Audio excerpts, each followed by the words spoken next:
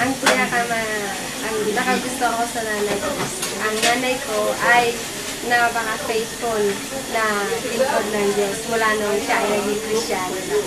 3. Ang nanay ko ay matiisin, mabait, at matyaga sa mga anak. Ang nanay ko ay siya yung tanghal ko dahil matiisin siya, mapagmahal, at mapasensya. Mother ko po, mabait. Sobrang ko siyang mapagmahal. Kahit sa mulang yung maliit pa kami, lagi kami naghihirap at hindi niya kami pinapabayaan. Answer 3. My mother is loving, most especially my mother is a God-fearing woman. That's why my mother linked me into right direction of my life. Go.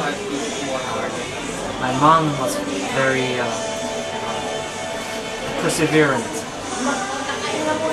very loving, patient. And at the sea, she sacrificed so much for my family. Si Mama, mabait siya. She's always clean. She wants lahat ng bagay is naka-arrange. Tapos, she's also faithful to God. I like my mother because she helps me in different ways. She cheers me up when I am down, buys me new things when I need it. And she loves me very much. I love her too. I love you. Po sa mami ko, malambing.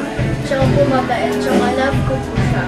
So caring mom because she always cooked for me. She always helped me with my homework, and I love her so much because she always been there when I need her.